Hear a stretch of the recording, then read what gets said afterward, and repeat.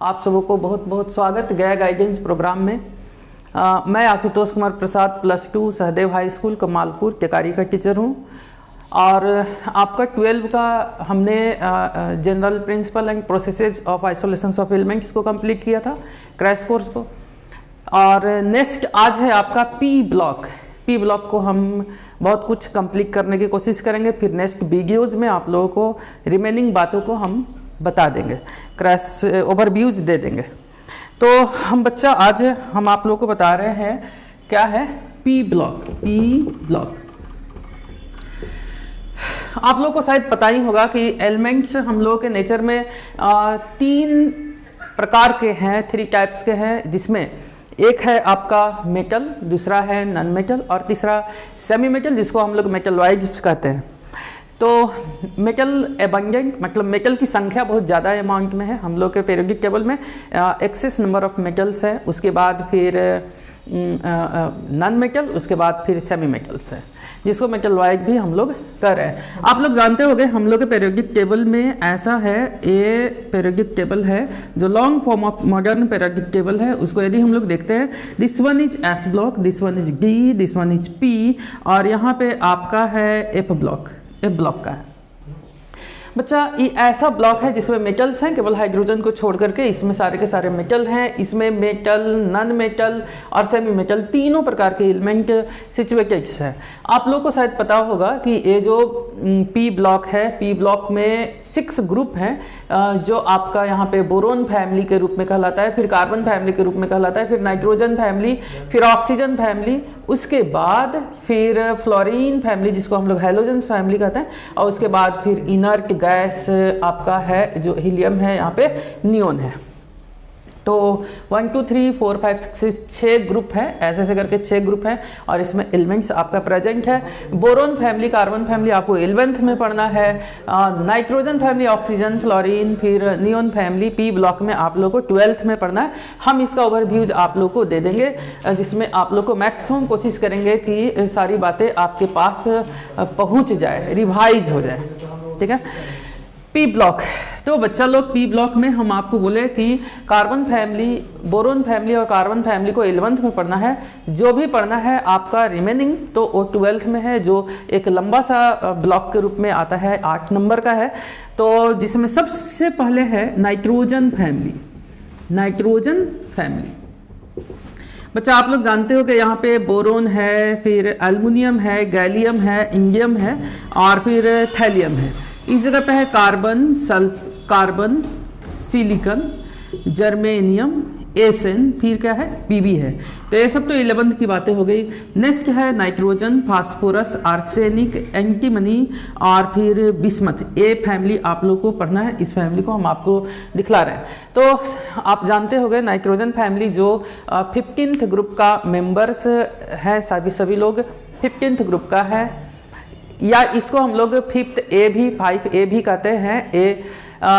Nitrogen family में 1 2 3 4 5 member है। अभी विशेष आगे खोज नहीं हुआ है, तो इसमें हम लोग 5 मेंबर को ही कंसिडर करते हैं, 5 मेंबर को ही हम लोग देखते हैं। तो जब हम लोग इसको देखते हैं तो पाते हैं कि नाइट्रोजन फास्फोरस, ये जो है नाइट्रोजन हो गया, फास्फोरस हो गया, आर्सेनिक हो गया, एंटीमनी हो गया और फिर कौन सा हो गया बिस्मथ। यहाँ पे जरा देख लीजिए, इस जगह पे बिस्मथ हो गया। इन दोनों आपका नॉन मेटल है, ये दोनों है आपका मेटल वाइज है और ये कौन सा हो गया मेटल हो गया। मतलब हम कह सकते हैं कि ये नाइट्रोजन फैमिली ऐसा फैमिली है जिसमें मेटल भी है, सेमी मेटल भी है और फिर नॉन मेटल भी है, तीनों प्रेजेंट है। Nitrogen most abundant element gases form में है, जो कि 78-79% के फॉर्म में हम लोग के एयर में प्रेजेंट होता है। लेकिन जब हम लोग इसको देखते हैं हम लोग के अर्थ क्रस्ट पे, तो इसकी एबंडेंस कम हो जाती है। और 33वां एलिमेंट होता है जो नाइट्रेट या फिर other form, nitrate, nitrite, ammonia, different urea, अलग अलग फॉर्म में पाया जाता है। तो हम लोग के नेचर में जो नाइट्रोजन्स है वो डिफरेंट मॉलिक्यूल या फिर कंपाउंड के फॉर्म में प्रेजेंट होता है। तो नाइट्रोजन ऐसा एलिमेंट है जो हम लोग की बॉडी के लिए थोड़ी सी बहुत ज़रूरी है, मतलब नाइट्रोजन गैस के रूप में नहीं बल्कि नाइट्रोजन के मॉलिक्यूल्स के रूप में हम लोग की बॉडी के लिए बहुत ज़रूरी है। नाइट्रोजन नाइट्रेट के फॉर्म में पाया जाता है, नाइट्राइट के फॉर्म में पाया जाता है, अमोनिया के फॉर्म में पाया जाता है, यूरिया के फॉर्म में पाया जाता है। इसके अलावे डिफरेंट ऑर्गेनिक मॉलिक्यूल्स के रूप में पाए जाते हैं। हमारा जो प्रोटीन है उसका मेन कंस्टिट्यूएंट कार्बन के अलावे नाइट्रोजन है। इसका मतलब हम लोग की बॉडी के लिए प्रोटीन के रूप में नाइट्रोजन का होना बहुत ज़रूरी है। जो नाइट्रोजन हम लोग की बॉडी को मसल्स पावर्स को देता है, इसका मतलब हम लोगों की बॉडी बिल्डिंग ब्लॉक का काम करता है नाइट्रोजन, जो प्रोटीन्स के रूप में हम लोगों को चाहिए। फिर हम लोग देखते हैं कि नाइट्रोजन्स डीएनए में भी प्रेजेंट होते हैं, जो पैरिडीन वगैरह है उसके बेसिस के रूप में प्रेजेंट होते हैं। फिर उसके साथ साथ लिंक्ड फॉर्म में वो प्रेजेंट होता है, और आरएनएस वगैरह में भी मिल करके और डिफरेंट प्रोटीन्स के मॉलिक्यूल्स बनाने में मदद करता है। इसका मतलब हम कह सकते हैं कि नाइट्रोजन बहुत वर्सेटाइल एलिमेंट हम लोगों के लिए है और हम लोग के नेचर में पाया जाता है, लेकिन इसकी एबंडेंस कम होती है। फास्फोरस हम लोग के नेचर में डिफरेंट कंपाउंड मॉलिक्यूल्स के फॉर्म में पाए जाते हैं, खास करके सॉलिड सब्सटेंस के फॉर्म में पाए जाते हैं, जो कि chlorapatite, phosphorite, phosphate, calcium phosphate, magnesium phosphate, different का फॉस्फेट। फिर इसके अलावे P2O5, PCl3, PCl5, ये सब डिफरेंट फॉर्म में पाए जाते हैं। इन सबों के एबंडेंस कम होती है और ये सब हम लोग के नेचर्स में या तो ओर में पाए जाते हैं या तो फिर कुछ कंपाउंड्स के रूप में आर्सेनिक हाइड्राइड में पाए जाते हैं, सल्फाइड में पाए जाते हैं, फिर क्लोराइड के फॉर्म में पाया जाता है, नाइट्राइड के फॉर्म में पाया जाता है। इसका मतलब इन सबों का अलग अलग फॉर्म होता है, लेकिन उतना ज़्यादा फेमस हम लोग के लिए नहीं है। तो अब हम लोग इसको देखें, इस फैमिली का कंडीशंस देखें। तो फर्स्ट कंडीशंस है एटॉमिक रेडियस। बच्चा लोग एटॉमिक रेडियस, जिसको हम लोग लिख रहे हैं एटॉमिक रेडियस। एटॉमिक रेडियस आप लोग जानते हो कि नाइट्रोजन का साइज छोटा है, उसके बाद फास्फोरस के पास नंबर ऑफ सेल बढ़ता है। तो हम लोग इसको देखें तो हम पाएंगे इसका जो ग्राफ है, इधर हम लोग इधर एटमिक नंबर कर देते हैं और इधर इस तरफ में हम लोग रेडियस कर देते हैं, रेडियस। तो आप देखोगे कि यहाँ से बहुत तेज़ी से ग्रो करता है, फिर बढ़ता है, फिर उसके बाद इस जंग से फिर उसके बाद ये जो कर्व है वो नीचे की तरफ में चला जाता है। मतलब नाइट्रोजन से फास्फोरस बहुत तेज़ी से बढ़ता है, फिर उसके बाद आर्सेनिक थोड़ी सी स्लो है, एंटीमनी और स्लो है, बिस्मथ और स्लो है, हल्का सा बिस्मथ बढ़ता है। अब रीजंस क्या होते हैं इसका ऐसा होने से, तो कहता है कि नाइट्रोजन से फास्फोरस में नंबर ऑफ सेल बहुत तेजी से इंक्रीज कर जाता है, इसलिए इसका साइज किंगडम बढ़ जाता है। फास्फोरस से आर्सेनिक के केस में नंबर ऑफ एलिमेंट बढ़ जाते हैं और नंबर ऑफ एलिमेंट बढ़ने की वजह से उतना ज़्यादा शार्प इंक्रीजमेंट नहीं होता है जितना कि नाइट्रोजन टू फास्फोरस में होता है। आर्सेनिक से एंटीमनी में नंबर ऑफ एलिमेंट और ज़्यादा बढ़ जाते हैं, जो कि आपका डी ब्लॉक के एलिमेंट भी चले आते हैं। इस वजह से यहाँ पे इसमें शार्प इंक्रीजमेंट नहीं होता, बहुत स्लाइड धीरे धीरे इंक्रीजमेंट होता है। और एंटीमनी से बिस्मथ के केस में तो यहाँ पे इनर पेयर का इफेक्ट और ज़्यादा हावी हो जाता है, जिस वजह से ये जो ग्राफ है और डाउनवर्ड डायरेक्शंस में चला जाता है। मतलब स्लोप इसका इस ढंग से होता है। मतलब फाइनली हम लोग कह सकते हैं कि नाइट्रोजन फैमिली का यदि हम लोग ग्राफ रेडियस का देखें तो इसका हम लोग देखेंगे तो नाइट्रोजन से ज़्यादा होगा फास्फोरस, फास्फोरस से ज़्यादा होगा आर्सेनिक, आर्सेनिक से ज़्यादा होगा एंटीमनी, एंटीमनी से ज़्यादा होगा बिस्मथ। लेकिन इसका जो ग्राफ होगा इस ढंग से होगा, डायरेक्ट स्ट्रेट लाइन में नहीं जाएगा। सेकेंड है इलेक्ट्रॉनिक कॉन्फ़िगरेशंस। नेक्स्ट बच्चा जरा आप लोग देख लीजिएगा इलेक्ट्रॉनिक कॉन्फ़िगरेशंस में कैसा है। तो आप लोग जानते हो कि नाइट्रोजन, फास्फोरस, आर्सेनिक, एंटीमनी और फिर bismuth 1s2, 2s2, 2p3। This one is 2p3, this one is 3p3, this one is 4p3, this one is 5p3, this one is 6p3। 3 4 5 6 7। Finally हम लोग कह सकते हैं इसका जो कॉन्फ़िगरेशन है NS2 NP3 है। मतलब हम कह सकते हैं कि इसमें यहाँ पे ये दो एलिमेंट है, ये दो इलेक्ट्रॉन्स है और ये जो है हाफ फील्ड है। पी ब्लॉक एलिमेंट का जो नाइट्रोजन फैमिली है उसके पास हाफ फील्ड इलेक्ट्रॉनिक कॉन्फ़िगरेशन है और half field electronic configuration stable state को इंडिकेट करता है और स्टेबल स्टेट को इंडिकेट करने की वजह से इसमें थोड़ी सी इनर्टनेस बिहेवियर्स होता है, वो जल्दी इलेक्ट्रॉन देना पसंद नहीं करता है। तो नाइट्रोजन के केस में हम लोग देखते हैं तो 2s2 2p3 होता है, फास्फोरस के केस में देखते हैं तो 3s2 3p3 होता है। ऐसे करके बढ़ते चला जाता है। जब हम लोग इसको देखते हैं, नाइट्रोजन को देखते हैं 7, तो हम लोग इसको लिखेंगे 1s2 2s2 2p3। It means nitrogen के केस में 2d नहीं होता है।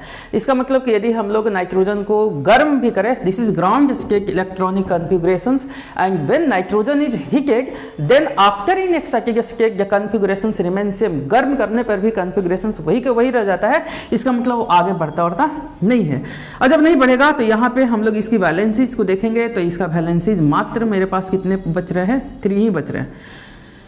A3 है, मतलब वैलेंसी इसका 3 हो गया, और ग्राउंड स्टेट का भी वही है, एक्साइटेड स्टेट का भी वही है। And due to this 3 valency, या किसी के साथ कंबाइन करेगा तो 3 ही को वो प्रीफर करेगा। इसका मतलब नाइट्रोजन कितने आर्म को शो करेंगे, 3 आर्म को शो करेगा।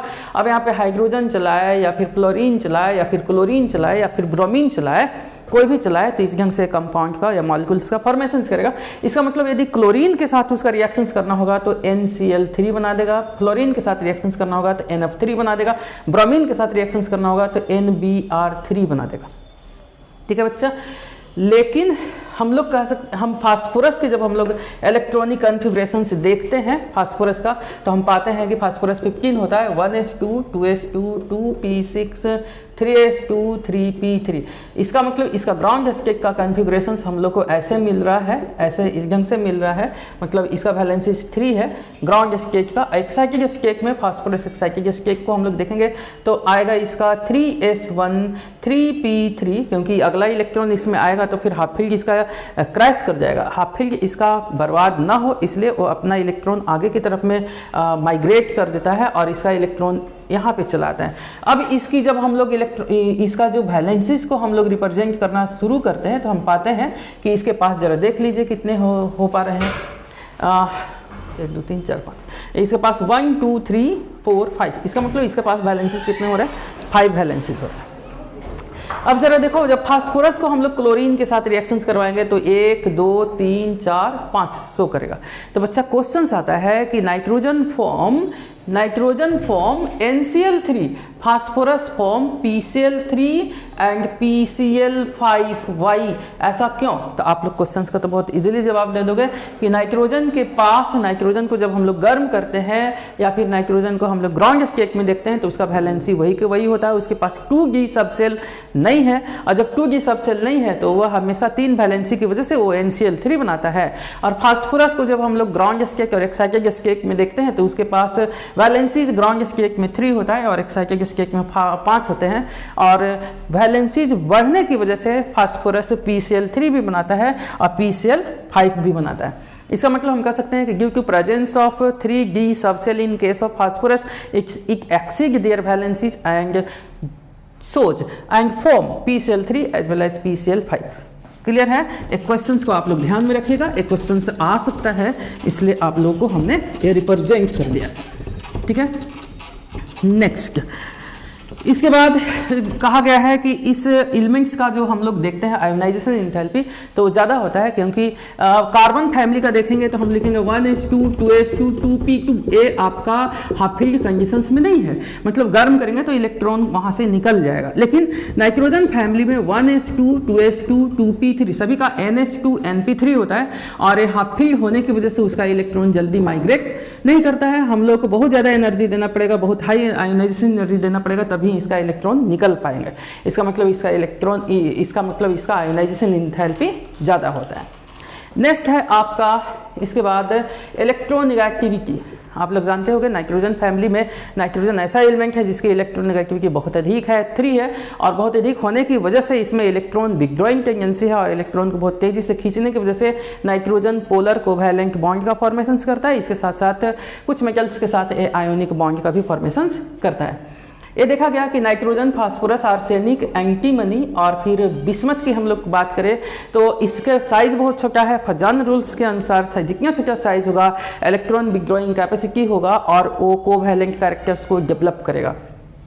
इसका मतलब ऑर्डर ऑफ कोवैलेंट कैरेक्टर देखें तो नाइट्रोजन से ज़्यादा फास्फोरस नहीं, नाइट्रोजन का सबसे ज़्यादा, फिर फास्फोरस, फिर आर्सेनिक, फिर एंटीमनी, फिर क्या होगा, बिस्मथ। इसका मतलब इसमें इलेक्ट्रॉन विथड्रॉइंग टेंडेंसी होने की वजह से वो आयोनिक बॉन्ड को कोवैलेंट बॉन्ड में बदलने की कोशिश करेगा और बाकी इन सब में इलेक्ट्रॉन डोनेशन कैपेसिटी बहुत अधिक होगा।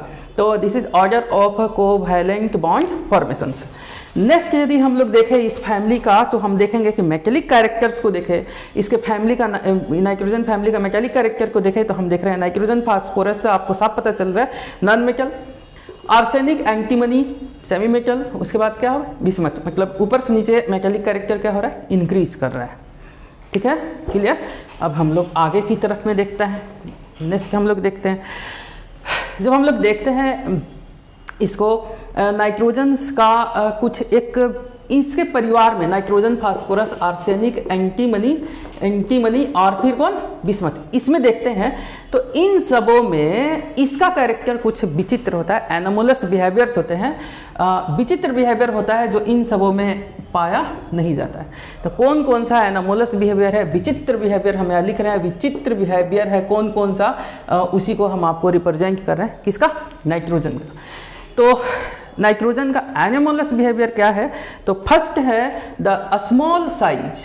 First by the way question आ जाएगा what is anomalous behaviour of nitrogen, तो आप लिखोगे the anomalous behaviour of nitrogen is as follows. Nitrogen की विचित्र बिहेवियर इस प्रकार से, पहला है स्मॉल साइज। ये देखा गया कि पूरे परिवार में नाइट्रोजन का साइज बहुत छोटा होता है और बहुत छोटा होने की वजह से ये क्या होते हैं कि इसमें इसका जो आउटर सेल है वो न्यूक्लियस के काफ़ी करीब है और काफ़ी करीब होने की वजह से इलेक्ट्रॉन विथड्रॉइंग टेंडेंसी होता है। तो बहुत ज़्यादा साइज छोटा है अन्य सबों की तुलना में, इसी वजह से ये क्या होता है, आपस में उतना ज़्यादा कोवैलेंट फोर्स ऑफ अट्रैक्शन नहीं है और ये हम लोगों के नेचर में गैसियस फॉर्म में है। मतलब स्मॉल साइज होने की वजह से it is present in gaseous form, और स्मॉल साइज होने की वजह से ये क्या करते हैं कि इसमें इसका जो बाहरी सेल है वो न्यूक्लियस के काफ़ी करीब होता है और इलेक्ट्रॉन विथड्रॉइंग टेंडेंसी इसमें बहुत अधिक होता है।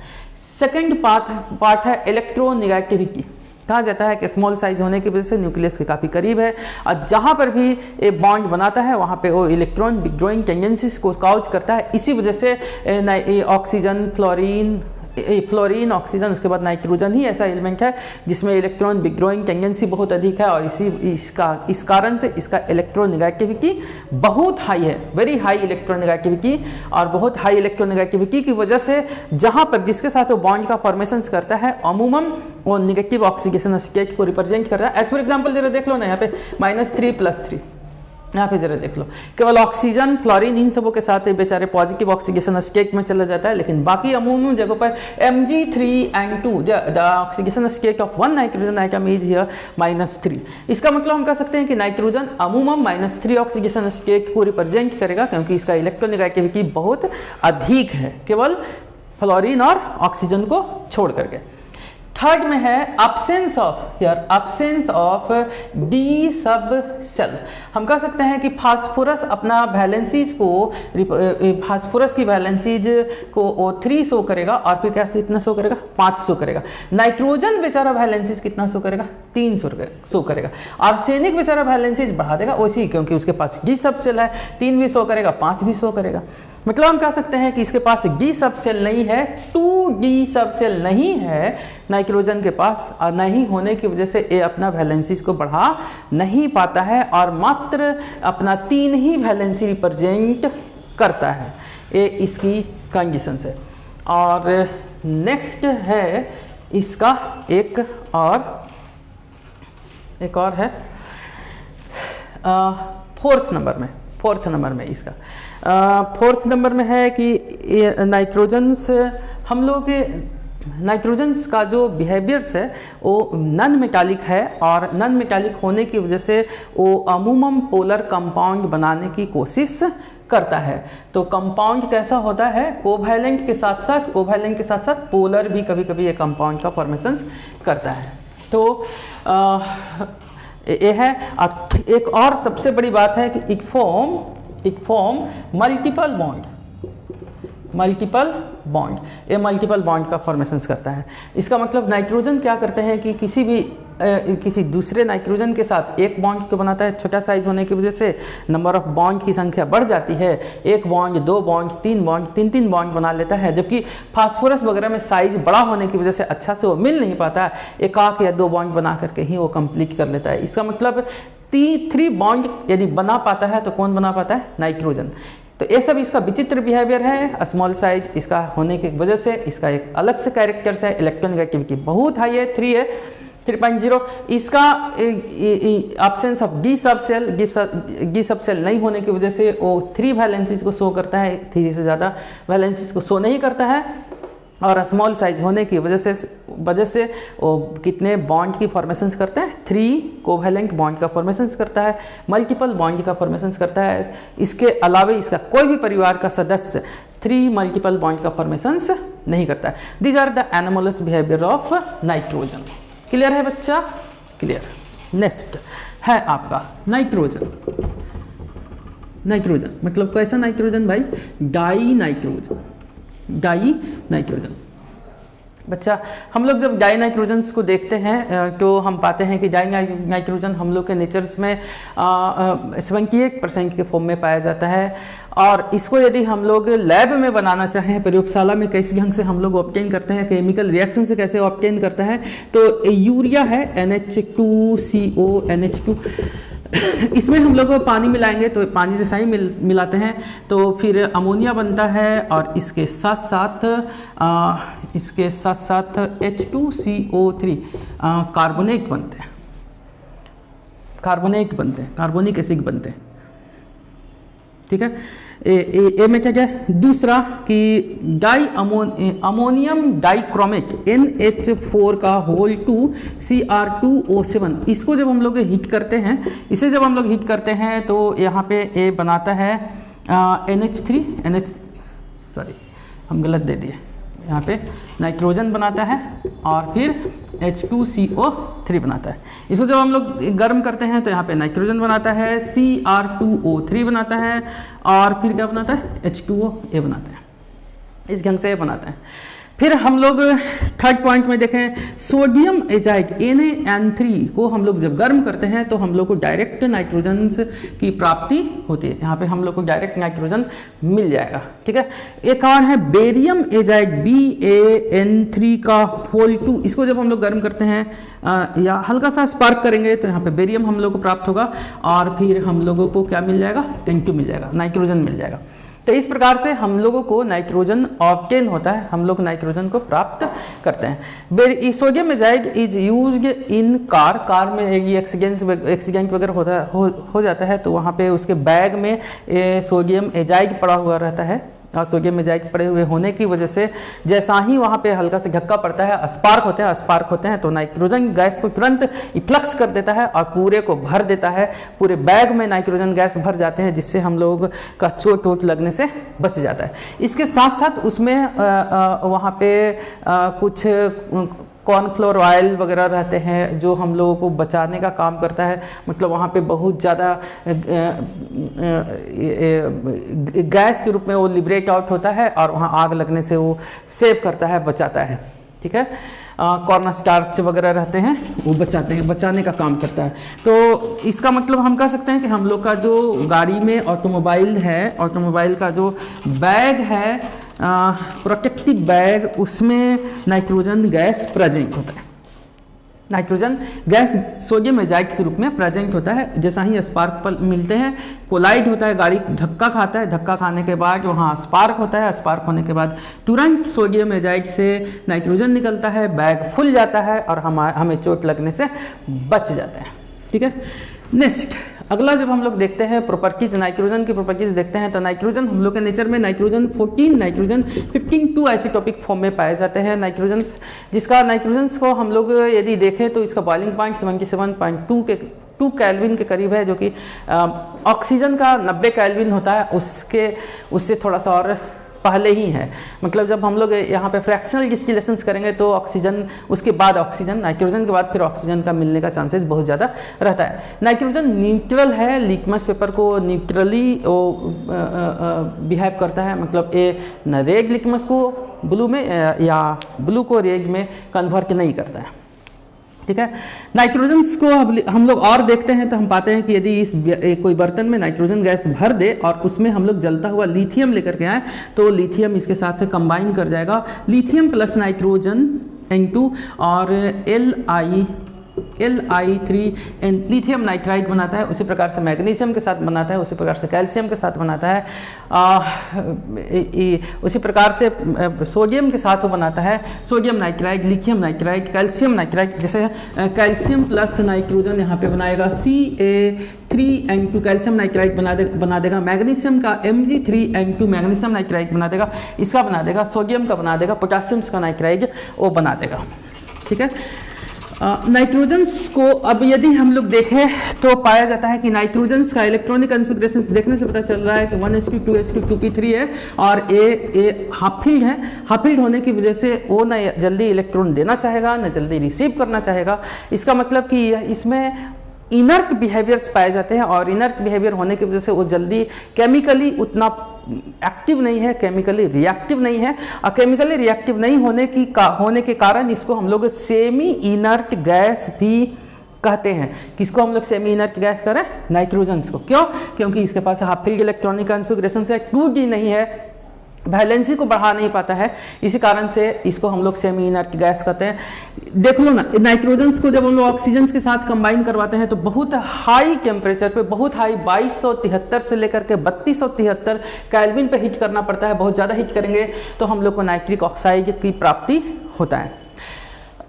अल्युमिनियम को नाइट्रोजन के एटमॉस्फेयर में हम लोग जलाते हैं तो अल्युमिनियम नाइट्राइड प्राप्त होता है। लेकिन जब वही अल्यूमिना को जलाते हैं, Al2O3 को जलाते हैं, तो यहाँ पे डायरेक्ट नाइट्रोजन की प्राप्ति नहीं होता है। N2 प्लस वहाँ पे हम लोग को कोक भी देना पड़ता है, हीट करना पड़ता है, तब वो बनाता है aluminium nitride plus carbon monoxide. ये अल्युमिनियम नाइट्राइड यहाँ पे डायरेक्ट फॉर्म नहीं होता है, वहाँ पे हम लोग को कोक डाल करके हीट करना पड़ता है, तब जा करके अल्युमिनियम नाइट्राइड बनता है। लेकिन जब अल्युमिनियम को हम लोग नाइट्रोजन के एटमॉस्फेयर में गर्म करते हैं तो हम लोग को अल्युमिनियम नाइट्राइड की प्राप्ति होती है। इसी प्रकार से calcium carbide when react with nitrogen then it form CaCN2। एक कैल्शियम साइनामाइड है और प्लस कार्बन है, जिसको हम लोग इन दोनों के मिक्सचर को हम लोग NitroLIM नाइट्रोलिम कहते हैं। क्वेश्चन आएगा कि व्हाट इज नाइट्रोलिम, तो आप इसको दिखला दीजिएगा। किसका मिक्सचर है? कैल्शियम साइनाइड और कैल्शियम साइनामाइड CaCN2 और किसका? कार्बन का। इन दोनों के मिक्स फॉर्म को हम लोग नाइट्रोलिम कहते हैं और इसका इस्तेमाल फर्टिलाइजर में होता है, क्योंकि इसमें हम लोग जैसा ही H2O मिलाते हैं, H2O ऐड करते हैं तो कैल्शियम हाइड्रोक्साइड बनता है और फिर इसके साथ साथ अमोनिया गैस का फॉर्मेशन होता है। तो फाइनली हम लोग कह सकते हैं कि इसका इस्तेमाल, नाइट्रोलिम का इस्तेमाल अमोनिया बनाने में होता है और ये बहुत इंपॉर्टेंट कंपाउंड है। तो बच्चा यदि क्वेश्चन 1 नंबर में आ जाए व्हाट इज नाइट्रोलिम, तो आपको बोलना पड़ेगा कि कैल्शियम साइनामाइड प्लस कार्बन के मिक्सचर्स को हम लोग नाइट्रोलिम कहते हैं। क्लियर? फिर आपका है एक acetylene gas when it react with nitrogen, तब हाइड्रोजन गैस को लिबरेट आउट करता है। यहाँ पे हाइड्रोजन गैस लिबरेट आउट होता है और यहाँ पे नाइट्रोजन आकर के कंबाइन कर जाते हैं। इस जगह पे नाइट्रोजन आकर के कंबाइन कर जाते हैं। किस फॉर्म में कंबाइन करते हैं? यहाँ पे कोक भी ऐड करना पड़ता है और यहाँ पे CN और यहाँ पे भी CN के फॉर्म में कंबाइन करता है। ठीक है, तो एसिटिलीन साइनामाइड है और यह बहुत इंपॉर्टेंट कंपाउंड के रूप में होता है। ये भी आगे चल करके हम लोगों को फर्टिलाइजर्स बनाने में इसका उपयोग किया जाता है। इस प्रकार से नाइट्रोजन्स है, नाइट्रोजन बहुत ज़्यादा केमिकली कंबाइन नहीं करता है। नाइट्रोजन्स को हम लोग हाइड्रोजन्स के साथ रिएक्शंस करवाते हैं in the presence of 720 kelvin 200 ATM pressure पे, in the presence of iron plus molybdenum पे, तब जाकर के हम लोगों को अमोनिया गैस की प्राप्ति होती है। और ये जो प्रोसेस होता है इसको हम लोग हाइबर प्रोसेस कहते हैं। यहाँ पे इरिवर्सिबल रिएक्शंस को रिप्रेजेंट करता है। मतलब हम कह सकते हैं कि नाइट्रोजन जल्दी बहुत ज़्यादा किसी के साथ रिएक्शंस नहीं करता है। ऑक्सीजन के साथ रिएक्शंस करता है तो बहुत हाई टेम्परेचर पे करता है, हाइड्रोजन के साथ रिएक्शंस करता है तो किसी कैटालिस्ट में करता है, और अदर सब्सटेंसेस के साथ वो रिएक्ट करता है तो किसी न किसी के प्रेजेंस में ही करता है। ठीक है। नेक्स्ट यूजेज आप लोग शायद जानते होंगे, नाइट्रोजन का यूज बल्ब बनाने में होता है, नाइट्रोजन का यूज बहुत सारा इनर एटमॉस्फेयर को प्रोवाइड करने में होता है, बहुत सारे प्रिजर्वेटिव्स के रूप में होता है, नाइट्रोजन का यूज अमोनिया बनाने में होता है, डिफरेंट ऑक्साइड बनाने में होता है। तो ये सब नाइट्रोजन के विषय में आप लोगों को हमने क्लियर कर चुका, क्लियर बताया। चलिए ठीक है। नेक्स्ट बच्चा, अब नेक्स्ट है NH3, this one is NH3 जिसको हम लोग अमोनिया कहते हैं। ठीक है। अब आप देखिएगा अमोनिया क्या है। अमोनिया, तो यहाँ पे अमोनिया है, तो अमोनिया को हम लोग कैसे बनाते हैं, तो खास करके अमोनियम NH4Cl, अमोनियम क्लोराइड को हम लोग H2SO नहीं, अमोनियम क्लोराइड को हम लोग H2SO4 के साथ अमोनिया है नहीं, इसको इससे नहीं, गड़बड़ हो जाएगा। अमोनिया बेसिकली हम लोग देखें तो हम पाएंगे कि यहाँ पे इसका स्ट्रक्चर ऐसा है। शेप कैसा हो गया, शेप इसका हो गया ट्राइगोनल पैरामीटर। इसके पास लोन पेयर इलेक्ट्रॉन है, और लोन पेयर इलेक्ट्रॉन होने की वजह से वो बेसिक नेचर्स के होते हैं। और जब हम लोग इसको ज्योमेट्री देखते हैं तो कैसा रिप्रेजेंट करता है, और टेट्राहेड्रल ज्योमेट्री को रिप्रेजेंट करता है। हाइब्रिडाइजेशंस इसको देखते हैं तो वो sp3 हाइब्रिडाइजेशंस को रिप्रेजेंट करता है। ठीक है। Most common method for preparation of ammonia है वो है हैबर प्रोसेस। आप लोग जानते होंगे हैबर प्रोसेस में कैसे कैसे अमोनिया का प्रिपरेशन होता है, और यही एग्जाम में पूछेगा कि how ammonia is prepared from Haber process. तो उसको आपको हम एक रफ आइडिया देते हैं, रफ डायग्राम देते हैं, उससे आप लोग देख लीजिए, आप लोग को पता चलेगा। क्लियर। तो बच्चा लोग हम लोग क्या करते हैं, यहाँ से ऐसे करके एक रफ हम लोग दिखा रहे हैं। यहाँ पे ये है आपका, इस जगह से इस एक तरफ से हम लोग N2 पास करते हैं, एक तरफ से हम लोग हाइड्रोजन H2 पास करते हैं। ये 1 रेशियोज में है तो ये 3 रेशियोज में हम लोग इसको पास करते हैं। ये आपका प्रेशर चैम्बर है, इसमें दोनों आकर के रहते हैं, जहाँ पर के प्रेशर कितने हो जाते हैं 200 atm के करीब में हो जाता है। उसके बाद यहाँ पे है कैटालिटिक चैम्बर। एक कैटालिटिक चैम्बर होता है, कैटालिटिक चैम्बर में यहाँ पे आयरन होते हैं, और फिर मोलिब्डेनम होता है, और फिर हीटर का वायर होता है। N2 और H2 दोनों आते हैं, और दोनों मिल करके यहाँ पर क्या बनाता है, NH3 बनाता है। और जैसा ही NH3 बनता है वो नीचे आता है, नीचे ऐसे कंडेंसर होते हैं, ऐसे कंडेंसर्स होते हैं, ऐसे कंडेंसर होते हैं, कंडेंसर होकर के फिर आता है। यहाँ पे हम लोग ठंडा पानी इसमें पास करते हैं, शायद आप लोग पढ़े होंगे, ऐसे ठंडा पानी पास करते हैं, अमोनिया आता है, वहाँ ऊपर से नीचे आते आते अमोनिया बहुत कुछ ठंडा हो जाता है। चिल्ड वाटर हम लोग इसमें पास करते हैं, इधर से चिल्ड वाटर पास करते हैं, और यहाँ से हॉट वाटर बाहर आता है। अमोनिया धीरे धीरे लिक्विफाई होकर के नीचे आता है, और हम लोग को लिक्विड अमोनिया प्राप्त होता है। ये देखा गया कि अमोनिया जो प्राप्त होता है मात्र 10% ही प्राप्त होता है, और बाकी N2 और H2 गैस के रूप में ही चले आते हैं। तो इसको फिर हम लोग रिसाइकल के फॉर्म में इसमें हम लोग भेज देते हैं, रिसाइकल के फॉर्म में हम लोग इसको भेज देते हैं। रिसाइकल के फॉर्म में हम लोग भेजते हैं मतलब कि फिर इसमें हम लोग यहाँ से खींच लिए, मोटर लगा करके यहाँ से खींच लेते हैं N2 और H2 को, फिर यहाँ पे चले जाते हैं। एक कंटिन्यू एक काम होता है।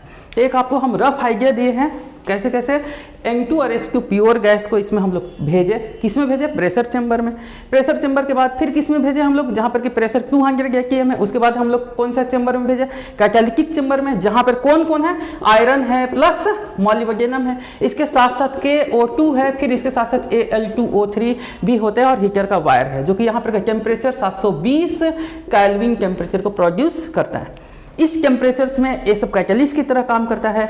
आयरन कैटालिस्ट की तरह काम कर रहा है, हम बोल रहे हैं ये कैटालिस्ट की तरह काम कर रहा है, ये प्रोमोटर की तरह काम करता है, प्रोमोटर मिलने में मदद करने का काम करता है।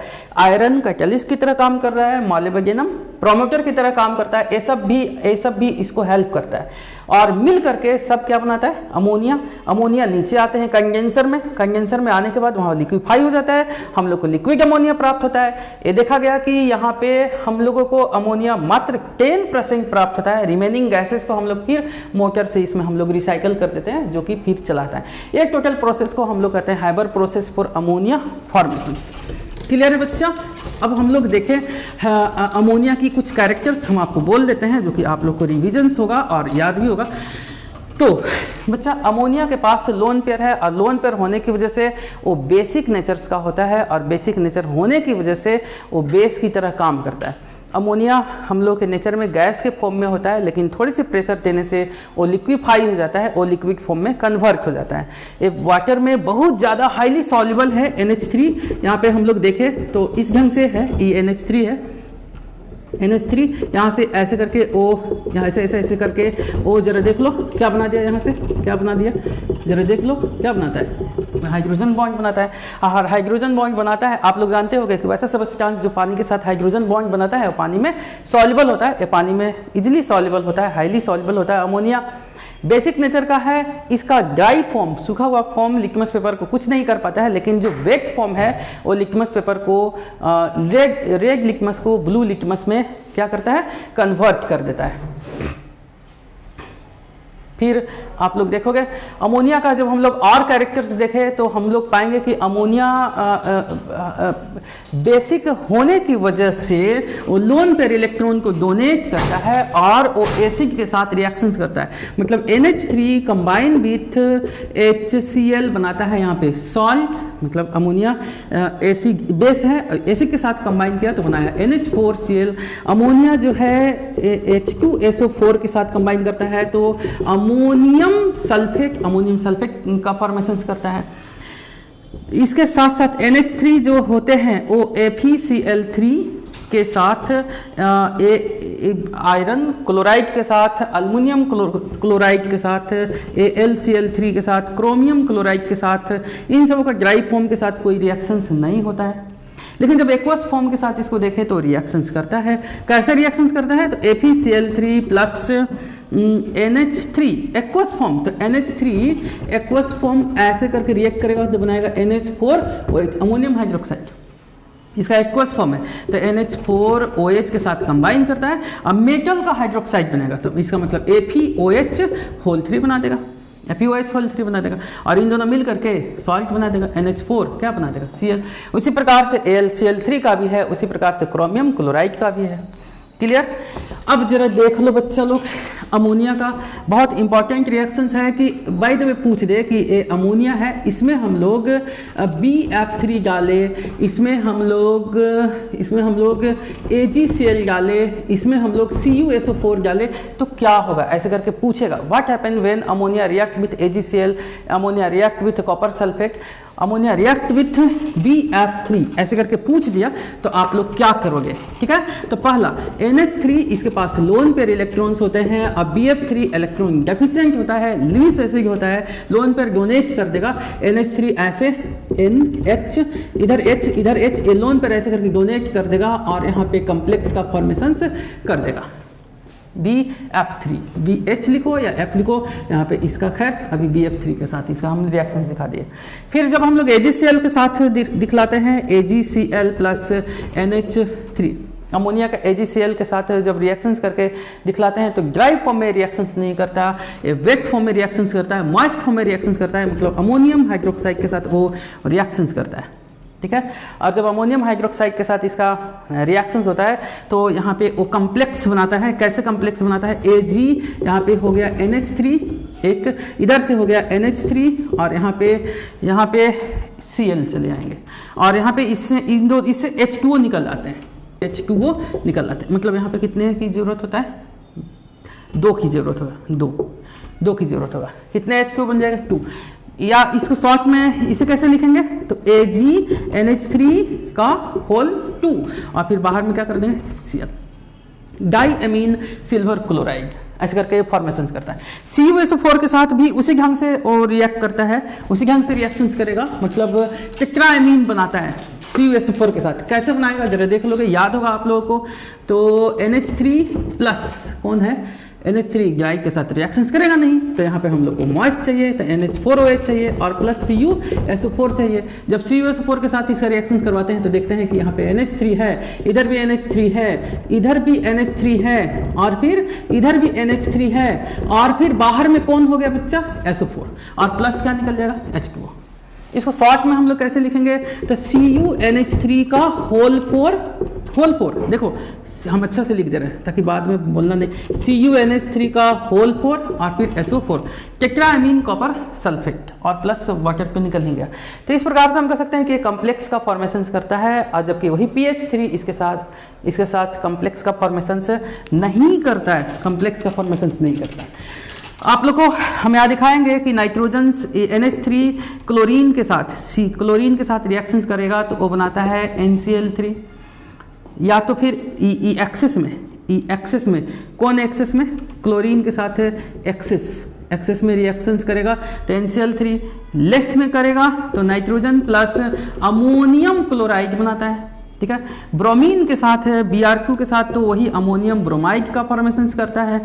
आयोडीन के साथ जब देखोगे, I2 के साथ देखोगे तो यहाँ पे Ni3 इंटू NH3 इसके साथ कंबाइन, ऐसा मतलब अमोनिया नाइट्रोजन ट्राई आयोडाइड का फॉर्मेशन करता है, ये ऐसे मिल करके रहता है। ये एक स्पेशल कंडीशन से स्पेशल अवस्था है जिसमें अमोनिया आयोडीन के साथ मिल करके ऐसा स्ट्रक्चर का फॉर्मेशन से डबल मॉलिक्यूल के रूप में वो रहता है। ये ऐसा सब्सटेंस है जिसको यदि हम लोग हल्का सा उठा करके ऐसे पटक देंगे तो आवाज़ भी करेगा, माइल्ड एक्सप्लोसिव है, हार्मलेस एक्सप्लोसिव है, हम लोग को किसी प्रकार का नुकसान नहीं करता है, पटाखे वगैरह में इसका हम लोग उपयोग कर सकते हैं, ठीक है। तो ये है आपका अमोनिया का। अमोनिया में जब हम लोग कार्बन डाइऑक्साइड गैस हम लोग पास करते हैं तो 473 केल्विन पे वो आपका यूरिया का फॉर्मेशन करता है, मतलब NH3 प्लस CO2 यहाँ पे बनाता है, NH2CO NH2 प्लस H2O का फॉर्मेशन यहाँ पे वो करता है, यूरिया का फॉर्मेशन करता है। इस प्रकार से हम लोग फाइनल कर सकते हैं कि अमोनिया जो है एक बहुत इंपॉर्टेंट सब्सटेंस है और डिफरेंट मॉलिक्यूल्स का फॉर्मेशन करता है। यूजेज में आप देखोगे तो ये फर्टिलाइजर्स के रूप में उपयोग होता है। दूसरा कि इसका उपयोग हम लोग नाइट्रिक एसिड HNO3 बनाने में हम लोग इसका इस्तेमाल करते हैं। तीसरा कि डिफरेंट मॉलिक्यूल या कंपाउंड बनाने में इस्तेमाल करते हैं। चौथा कि एज एब्रेसिव बहुत सारे गंदगी को साफ ऑफ करने में इसका इस्तेमाल होता है। क्लियर? ये अमोनिया का है। नेक्स्ट बच्चा है आपका HNO3 जिसको हम लोग नाइट्रिक एसिड कहते हैं। तो नाइट्रिक एसिड को देखोगे हम पाएंगे कि N डबल बॉन्ड OH और कोऑर्डिनेट बॉन्ड O, ऐसा ये HNO3 है। ये मोनोप्रोटिक एसिड के फॉर्म में काम करता है, मतलब HNO3 को हम लोग देखें तो एक्वा में हम लोग डालते हैं तो H प्लस देता है और फिर NO3 नेगेटिव देता है। इसका मतलब कि नाइट्रिक एसिड एक हाइड्रोजन्स को दे करके वो मोनोप्रोटिक एसिड की तरह बिहेव करता है। ये स्ट्रॉन्ग एसिड होता है, बहुत इंपॉर्टेंट एसिड के रूप में हम लोग इसको जानते हैं नाइट्रिक एसिड को। नाइट्रिक एसिड को यदि हम लोग और देखें तो खास करके ammonium chloride NH4Cl plus sodium nitrite NaNO3 इसके साथ जब हम लोग रिएक्शंस करता है, नहीं खास करके H2SO4 के साथ इसका रिएक्शंस करते हैं तो NaHSO4 प्लस HNO3 का फॉर्मेशन करता है। सोडियम बाईसल्फेट प्लस नाइट्रिक एसिड का फॉर्मेशन करता है। इस प्रकार से हम लोग लैब में अमोनिया को नाइट्रिक एसिड को प्राप्त कर सकते हैं। नेक्स्ट है industrial method for preparation of HNO3। बहुत इंपॉर्टेंट मेथड है और एक बहुत इंपॉर्टेंट मेथड है। कैसे इसको हम लोग बनाते हैं HNO3 को, उसको आप लोग जरा देखिएगा उसको। तो हम लोग सिंपल सा एक डायग्राम बनाते हुए हम आपको समझाते हैं। यहाँ पे ऐसे करके हम लोग क्या करते हैं, प्योर अमोनिया गैस इसमें पास करते हैं। कौन सी गैस? प्योर अमोनिया गैस इसमें पास करते हैं, ठीक है। प्योर अमोनिया गैस पास करते हैं, मतलब इसमें NH3 भी पास करते हैं और कौन पास करते हैं? O2। इसमें यहाँ पे होता है प्लैटिनम का गेज या रुथेरियम का गेज, प्लैटिनम का पतला पतला वायर या रुथेरियम का पतला पतला वायर इसमें हम लोग भेजते हैं। दोनों यहाँ पे आता है और यहाँ की टेम्परेचर से लगभग 550 केल्विन टेम्परेचर को मेंटेन करते हैं। हीटर का वायर भी लगा हुआ होता है। यहाँ से ऐसे करके एक गिसेंडर है, नीचे की तरफ में आता है। यहाँ पे एक और ऐसा चेम्बर्स के रूप में पाए जाते हैं। बच्चा हम एक रफ आइडिया दे रहे हैं जो कि आप लोग को समझ में आएगा, बहुत आसान लगेगा, ठीक है। और उसके बाद फिर यहाँ पे ऐसे करके यहाँ पे इस ढंग से ऐसे, शायद आप लोग को याद होगा, ऐसे प्राप्त होता है, ऐसे करके प्राप्त होता है। हम रफली इसको रिप्रेजेंट कर दे रहे हैं। देख लीजिए ऐसे ऐसे यहाँ से पानी आ रही है, ठीक है, ये पानी आ रहे हैं, और यहाँ पे प्यूमिक स्टोन है, ऐसे करके प्यूमिक स्टोन है। अब जरा देखोगे क्या करना है, यहाँ पे NH3 को पास किए, O2 को पास किए, NH3O2 के साथ प्लैटिनम या र्यूथेरियम के प्रेजेंस में 550 केल्विन टेम्परेचर पे दोनों कंबाइन होता है और नाइट्रिक ऑक्साइड का फॉर्मेशन करता है। और यहाँ पर क्या बना देगा, H2O मॉलिक्यूल्स आएंगे। इसका मतलब यहाँ से हम लोग इसको भेजे तो यहाँ पे गैस बन गया, भेजे थे किसको, NH3 को, और किसको भेजे थे, O2 को, मिल करके बना के दिया NO, और क्या बनाया, दिखाना, मिल करके क्या बनाया, NO, और क्या बनाया, H2O बनाया, और ये गैस यहाँ पे आता है। ठीक है, जैसा ही यहाँ पे आता है एक्सेस ऑफ ऑक्सीजन फिर पास करते हैं NO, फिर ऑक्सीजन से जो पागल की तरह घूम रहा है ऑक्सीजन, उसके साथ फिर NO कंबाइन करता है ऑक्सीजन के साथ, जहाँ पर कि टेम्परेचर इसके तुलना में थोड़ी कम होती है, और ये नाइट्रोजन डाइऑक्साइड या नाइट्रोजन पेरोक्साइड का फॉर्मेशन करता है।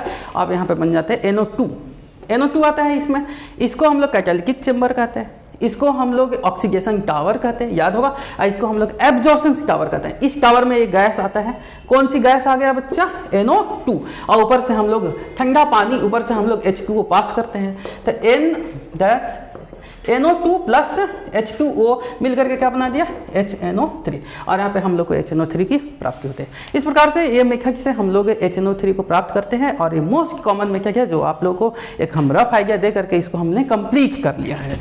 ठीक है बच्चा, अब जरा देखोगे इसको नेक्स्ट, अब आप देखिएगा नेक्स्ट जरा देखिए थोड़ा सा इसका प्रॉपर्टीज। फर्स्ट प्रॉपर्टीज, पहला प्रॉपर्टीज है HNO3 लिक्विड फॉर्म में होता है, वो एसिड है, एसिड होने की वजह से HNO3 क्या करते हैं, कोरोसिव नेचर्स का होता है, स्ट्रॉन्ग एसिड है। स्ट्रॉन्ग क्यों हो गया भाई, तो HNO3 को देखोगे तो -6 +1 +5, इसका मतलब हम कह सकते हैं कि HNO3 का ऑक्सीडेशन नंबर कितना हो गया, +5। आप लोग जानते होंगे जितना ज़्यादा ऑक्सीडेशन नंबर होता है उतना स्ट्रॉन्ग एसिड होता है HNO3 स्ट्रॉन्ग एसिड। जरा देखो ना H2SO4 में -8 +2 +6, ये ज़्यादा स्ट्रॉन्ग हो गया क्योंकि इसका ऑक्सीडेशन नंबर क्या है, बहुत ज़्यादा है। तो HNO3 स्ट्रॉन्ग एसिड है क्योंकि इसका ऑक्सीडेशन नंबर बहुत अधिक होता है। ये ब्लू लिटमस को बहुत इजीली रेड में कन्वर्ट कर देगा, पानी के साथ बहुत इजीली डिजोल्व होगा क्योंकि वो हाइड्रोजन बॉन्ड बहुत आसानी से बनाता है। HNO3 स्ट्रॉन्ग एसिड होने की वजह से वो बेस के साथ रिएक्शंस करता है, और बेस के साथ रिएक्शंस करके सॉल्ट का फॉर्मेशन करता है, जैसे NaOH प्लस HNO3। आप लोग तो सो सिंपल, सो इजीली इसको देख लोगे, यहाँ पर बना दोगे NaNO3 sodium nitrate plus H2O का फॉर्मेशन करता है। बच्चे एक बात हम आपको बता दें, सोडियम नाइट्रेट NaNO3 को निकाला जाता है समुद्र के किनारे से, इसको हम लोग कहते हैं चाइल साल्ट पेक्रे, चाइल साल्ट लिख दे रहे हैं, पेक्रे, Chile saltpetre. By the way questions आएगा एग्जाम में, आ सकता है। तो चाइल साल्ट पेक्रे का फॉर्मूला क्या होता है, NaNO3, और एक होता है KNO3, इसको कहते हैं इंडियन साल्ट पेक्रे। मतलब ये सभी जगह मिलता है, लेकिन हम लोग थोड़ा सा अब पढ़ने लिखने में आगे हो गए हैं तो हम लोग बोलना शुरू कर दिए इंडियन साल्ट पेक्रे, ताकि बच्चों को आसानी से समझ में आ जाए। तो बाय द वे आपसे क्वेश्चंस कर दे कि चाइल साल्ट पेक्रे का क्या फॉर्मूला है, इंडियन साल्ट पेक्रे का क्या फॉर्मूला है, तो उसको आप लोग बहुत इजीली इसको समझ जाओगे, बतला देंगे। ठीक है, वही सेम रिएक्शंस है, KOH के साथ रिएक्शंस करोगे HNO3 के साथ तो वही बनाएगा KNO3 पोटेशियम नाइट्रेट। इसको नहीं कर देना क्योंकि जो प्राप्त होता है उसको हम कर रहे हैं, इसको तो लैब में हम लोग बनाएंगे, प्लस H2O का फॉर्मेशन करेगा।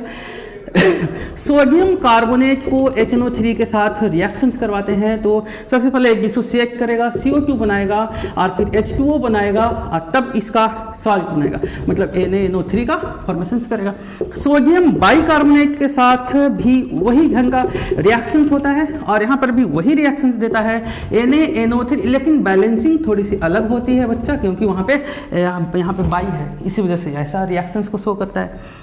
इसको हम लोग और जब देखते हैं HNO3 का डिसोसिएशन को देखते हैं, HNO3 को देखते हैं तो प्रयोगशाला में HNO3 यदि हाथ पे पड़ गया ना तो हाथ के ऊपर के लेयर को ही खत्म कर देगा। तो HNO3 हम लोग के प्रयोगशाला में 90 से लेकर के 95% के फॉर्म में पाया जाता है। इसको कहता है कंसंट्रेटेड HNO3। दूसरा है HNO3 50% के रूप में पाया जाता है, इसको कहते हैं डाइल्यूट HNO3। एक और है आपका जो है आपका 30% के फॉर्म में पाया जाता है, मतलब 30% HNO3, बाकी 70% पानी होता है। इसको कहते हैं वेरी डाइल्यूट HNO3।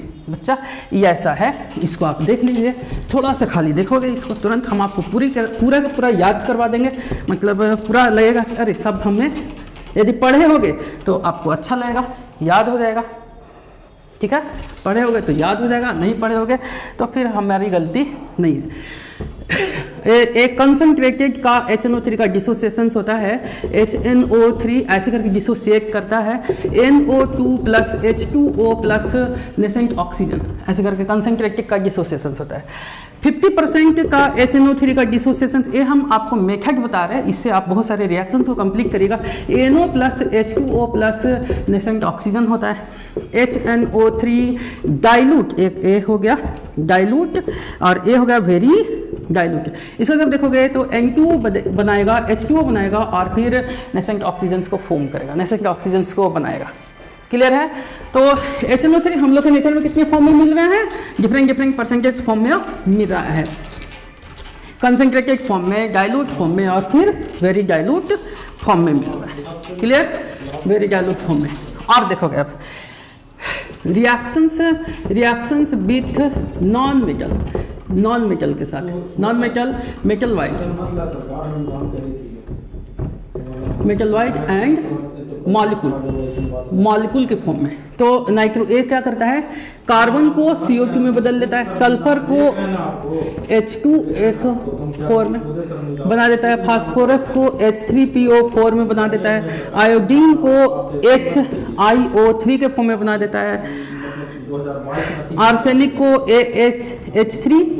H3ASO4 के फॉर्म में बना देता है, H2S को सल्फर के फॉर्म में बना देता है। इतने सारे फॉर्म में वो कन्वर्ट करता है। अब जरा देखोगे कैसे कैसे है। फर्स्ट सर के सारा किसके साथ रिएक्शंस करेगा? कंसंट्रेटेड के साथ रिएक्शंस करेगा। तो फर्स्ट है कार्बन के साथ, तो कंसंट्रेटेड वाले कैसे दिखाए हैं? ऐसे H2O प्लस NO2 प्लस फिर नेसेंट ऑक्सीजन, इसको बैलेंस करो, दो ऐसे, दो दूना 4, 1 5, 1 6। क्लियर है? और फिर कार्बन के साथ यही वाला ऑक्सीजन इसको ऑक्सीडाइज करेगा और क्या बन जाएगा? CO2। कैसे?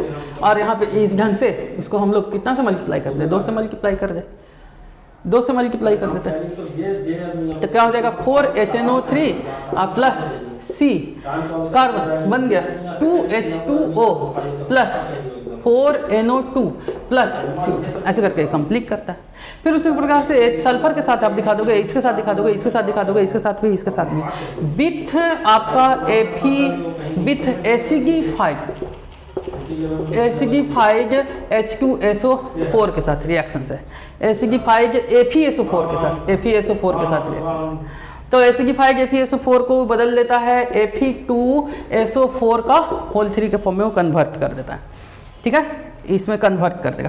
कैसे कन्वर्ट करता है? तो HNO3, लेकिन ये जो रिएक्शन होता है 50% वाले के साथ, तो ऐसे रिएक्शन होगा NO प्लस H2O प्लस क्या O, नेसेंट ऑक्सीजन, और यही FeSO4 और प्लस H2SO4 मिल करके बनाता है Fe2SO4 का होल 3 और प्लस नेसेंट हाइड्रोजन। इन नेसेंट हाइड्रोजन और इन नेसेंट ऑक्सीजन मिल करके क्या बना देगा? H2O, और पूरे रिएक्शंस को हम लोग फिर ऐड कर लेंगे, जोड़ लेंगे। क्लियर? तो इस प्रकार से वो HNO3 रिएक्शंस करता है। HNO3 का एक बहुत इंपॉर्टेंट है, वो है आपको बस, और हम तुरंत इसको कंप्लीट करते हैं। एक है आपको क्वेश्चंस है what is aqua aqua regia. Aqua regia क्या होता है? तो बच्चा एक बीकर है, बीकर में हम लोग HNO3 को डालते हैं और किसको ऐड कर देते हैं? HCl को ऐड कर देते हैं, HCl को ऐड करते हैं। तो HCl लिखाना, HCl और कौन? HNO3 के मिक्सचर को हम लोग क्या कहते हैं? एक्वारेजिया। इन दोनों का रेशियो होता है 3:1, मतलब HCl और HNO3। बच्चा याद रखोगे, ये 3 ये कितना? 1। कौन 3? HCl। ये कितना? 1। रिएक्ट करेगा, बनाएगा H2O NOCl और प्लस क्लोरीन नेसेंट फॉर्म। यही क्लोरीन नेसेंट फॉर्म बहुत एक्टिव होता है, ऑक्सीडाइजिंग एजेंट के रूप में काम करता है। मतलब आपसे पूछेगा व्हाट इज एक्वारेजिया, तो आपका जवाब होगा इट इज, यह मिक्सचर है। किसका मिक्सचर है? 3 भाग HCl का, 1 भाग HNO3 के, दोनों के मिक्सचर्स स्ट्रॉन्ग एसिड के रूप में काम करते हैं। इस एसिड को हम लोग एक्वारेजिया कहते हैं। और स्ट्रॉन्ग एसिड के रूप में क्यों बिहेव करता है? क्योंकि दोनों आपस में रिएक्ट करके नेसेंट क्लोरीन को देता है और ये नेसेंट क्लोरीन इसको ऑक्सीडाइज करता है। ये जो क्लोरीन है वो AU के साथ रिएक्ट करेगा और फिर AU के साथ रिएक्ट करेगा, इसको भी ऑक्सीडाइज कर देगा और बना देगा AuCl3। तो यहाँ पे हम लोग 3 से मल्टीप्लाई कर देंगे और यहाँ पे पूरे इक्वेशंस को हम लोग किससे मल्टीप्लाई कर देंगे? 3 से। और फिर हम लोग क्या कर लेंगे? जोड़ लेंगे। जोड़ लोगे? क्लियर? ये जो एक्वारेजिया है ना, प्लैटिनम जो कि किसी के साथ रिएक्शंस नहीं करता, उसको भी ऑक्सीडाइज कर देता है।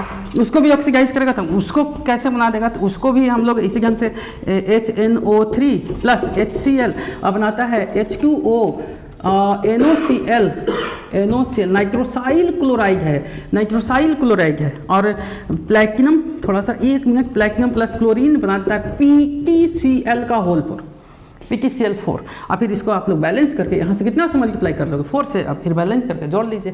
तो इस प्रकार से हम कह सकते हैं कि यह स्ट्रॉन्ग एसिड है। दूसरा को तो ऑक्सीडाइज करेगा, AU को नहीं छोड़ता है, प्लैटिनम को नहीं छोड़ता है।